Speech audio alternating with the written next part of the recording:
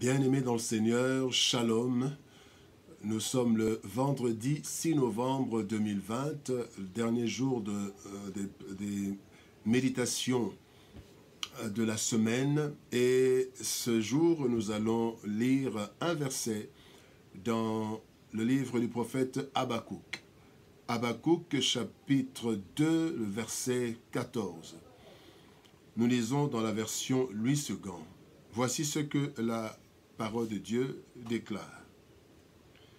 Car la terre sera remplie de la connaissance de la gloire de l'Éternel, comme le fond de la mer par les eaux qui le couvrent.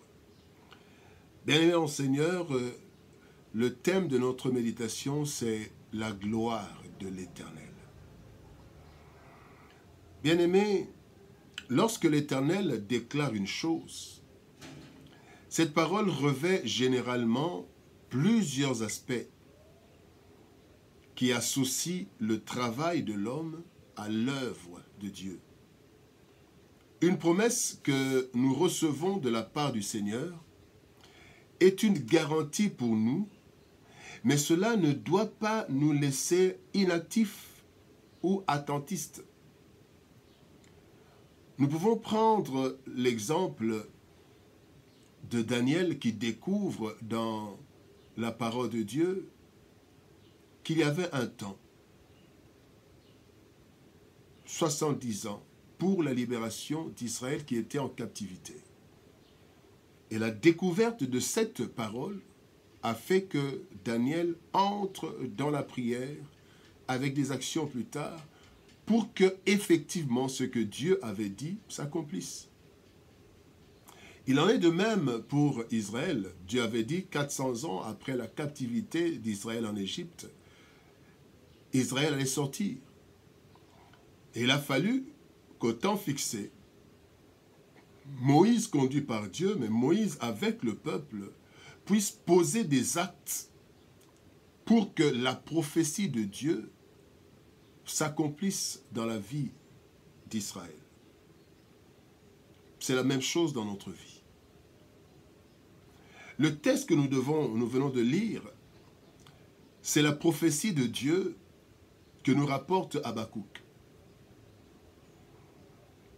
Dans une situation difficile, dans une situation où le peuple de Dieu souffrait, eh bien Dieu promet non seulement de restaurer son peuple, mais aussi de remplir la terre de sa gloire. Et de cette prophétie, nous pouvons tirer 3 grandes implications. La première implication, c'est que une prophétie du Seigneur, c'est un projet de Dieu. La prophétie, c'est un projet de Dieu.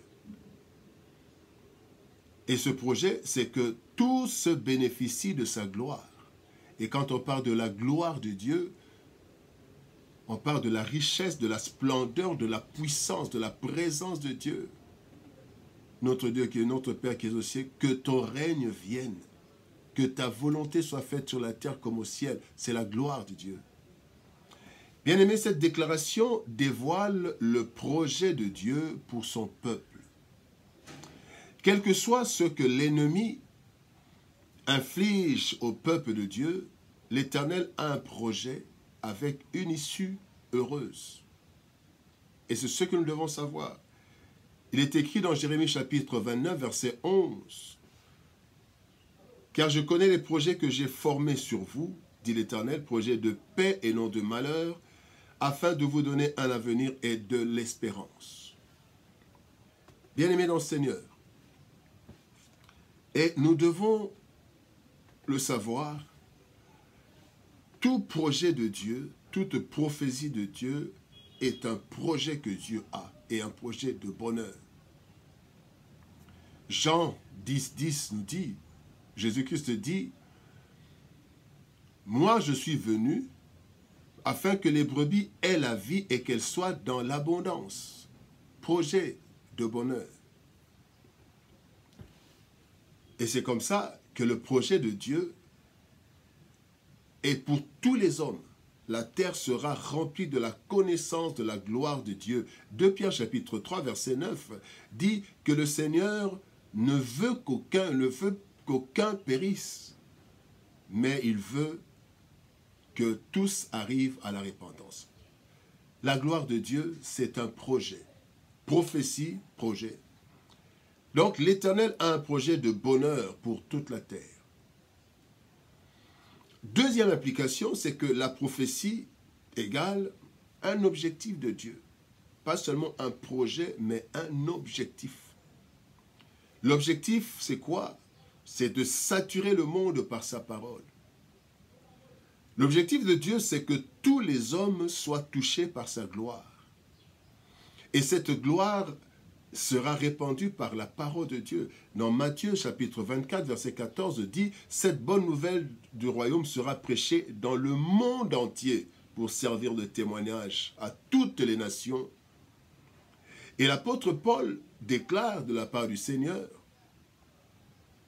que l'évangile est une puissance de Dieu pour le salut de quiconque croit. De tout homme qui y croit, bien aimé, le salut apporte la gloire, la connaissance de la gloire de Dieu, et c'est par la parole de Dieu que cela arrive. Donc l'objectif de Dieu, dans cette prophétie, l'objectif est que tous les hommes connaissent la gloire de Dieu à travers sa parole. Parce que c'est à travers sa parole que la gloire va se répandre. C'est à travers sa parole. Ce n'est pas à travers le séance des miracles, mais même les miracles et toutes choses accompagnent la parole de Dieu. La troisième implication, eh bien la troisième implication, c'est que la prophétie, c'est aussi une mission de Dieu confiée à l'homme. Christ dit, faites de toutes les nations des disciples. Or, quand la parole atteint l'homme, l'homme découvre, acquiert la connaissance de la gloire de Dieu, parce que la parole de Dieu amène la gloire de Dieu, amène le salut. Et donc, la gloire de Dieu remplira la terre par la propagation de sa parole.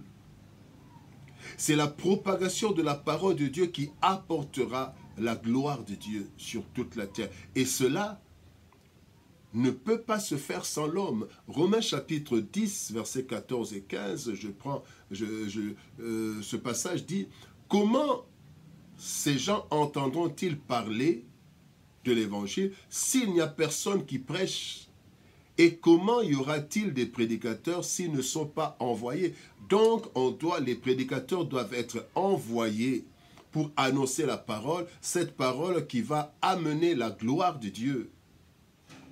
Voilà pourquoi Christ nous a donné une mission pour répandre la connaissance de sa gloire à travers la parole. Matthieu chapitre 28, nous connaissons bien ce passage. Allez, faites de toutes les nations des disciples. Et quand toutes les nations seront des disciples, quand la parole sera répandue partout, c'est là qu'il y aura la connaissance de la gloire de Dieu. Bien-aimés, Dieu nous donne le privilège, par la prophétie, qui est une mission, il nous donne le privilège de participer à son œuvre comme co-ouvrier. Dieu dit, il remplira la terre de sa gloire. Et cette gloire va se répandre sur toute la terre à travers sa parole. Et cette parole va se répandre sur toute la terre à travers les hommes et les femmes que Dieu a envoyés, les chrétiens, les chrétiennes. Et cette mission, bien-aimée, c'est un privilège de participer à son œuvre avec deux grandes choses. D'abord, la capacité et la puissance pour agir et vaincre. Dans Marc chapitre 3, versets 14 et 15, la Bible dit que Jésus-Christ a choisi des disciples, il les a appelés afin d'être avec lui et qu'il leur a donné le pouvoir de chasser les démons, le pouvoir de travail. Et la Bible nous dit, je vous ai donné le pouvoir de marcher sur les serpents et les scorpions, sur toute la puissance des ténèbres. Et donc, bien-aimés, cette mission ne se fait pas sans capacité et sans puissance. Et Dieu nous l'a donné par son Esprit Saint. Et non seulement cela, mais cette mission, c'est aussi avec une récompense temporelle, une récompense éternelle. Marc chapitre 10, versets 28 à 30, Christ dit que tous ceux qui ont abandonné, qui l'ont suivi à cause de Christ, ont abandonné certaines choses, le Seigneur leur donnera au centuple sur la terre et la vie éternelle dans l'au-delà. Donc, bien-aimés dans le Seigneur, nous avons la noble et glorieuse mission d'annoncer la parole à toute personne pour l'avènement de la connaissance de la gloire de Dieu. La gloire de Dieu. La connaissance de la gloire de Dieu doit remplir la terre selon la prophétie de Dieu par Habakkuk. Cela appelle notre participation comme instrument divin. Telle est la mission que Dieu nous confie avec l'objectif d'atteindre le monde entier par sa parole. Canal par lequel la connaissance de la gloire de Dieu remplira la terre comme les eaux couvrent le fond de la mer. Bien-aimés dans le Seigneur, nous voici arrivés à la fin de notre semaine de méditation. Et à la fin de cette semaine, le Seigneur nous confie la tâche d'annoncer sa parole. Bien-aimés, annonçons la parole de Dieu à nos voisins de palier, à nos voisins dans la parcelle, à nos amis, à nos familles. Annonçons cette parole parce que c'est à travers l'annonce de la parole de Dieu que la connaissance de la gloire de Dieu va remplir l'univers. La transformation de notre monde, c'est à travers la parole de Dieu parce qu'elle est une puissance. Elle est une puissance pour le salut de quiconque croit. Mais avant que cela croie, il faut que nous puissions parler. Que Dieu nous bénisse. Bon week-end et nous nous retrouvons lundi. Shalom chez vous.